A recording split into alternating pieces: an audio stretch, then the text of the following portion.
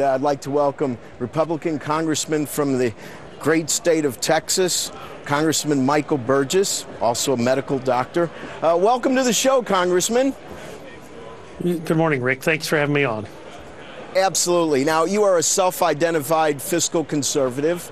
You are one of 18 congressmen from Texas, and I believe under the old Congress you guys had 32 from Texas. I think that's moved up 4 based on redistricting. Why were you in that group? Why didn't you vote for it? On the fiscal cliff? Yes, on the fiscal, on the vote on bill that January just passed? 1st. Yes, the Band-Aid bill. Oh, look. Well, first off, it was a made-for-TV drama. We shouldn't have been there in the first place. But, you know, here was my big stumbling block was in that bill there was a turning off of the sequester. Now, the sequester are the automatic across-the-board cuts that were passed in August of 2011 in order to pass the last debt ceiling bill. And apparently people thought it was okay to turn that off going into this year, but unfortunately it's turned off for 2 months, and then we're right back in the soup with another debt ceiling deal. So how are we ever going to get out of this conundrum if we don't at some point start paying the money we've promised to pay? Let me stop you right there, okay? You just said something. How are we going to get out of this conundrum? According to an op-ed by Mr. Stephen Moore, the president doesn't believe there's a conundrum. He doesn't believe there's a problem. Do you believe that the material in that op-ed is correct? Do you think, in your opinion, that the government believes, the president specifically, doesn't believe we have a spending problem? Well, the president does need to wake up and assess his surroundings. We are fixing to have the inauguration in a week or so. At that time, the national debt will stand at a little over $16 trillion. By the time the next president is inaugurated, that national debt will be $22 trillion. Who can look at that situation and not say that there is not a serious problem with being awash in red ink? And really, it threatens the very fabric of our republic. I don't disagree. So yesterday we see that the nominee to replace Timothy Geithner is Jack Lew.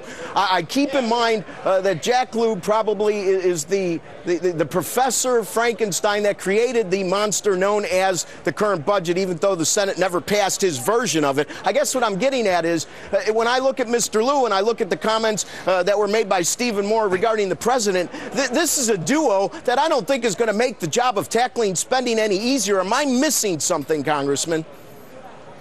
No, I guess the only thing, if I read Bob Woodward's book correctly, wasn't it Jack Lew who was kind of one of the architects of the sequester when that was proposed as a way to getting off the cliff last August? So, you know, again, at some point we're going to have to start paying keeping the promises we've made to pay down some of this.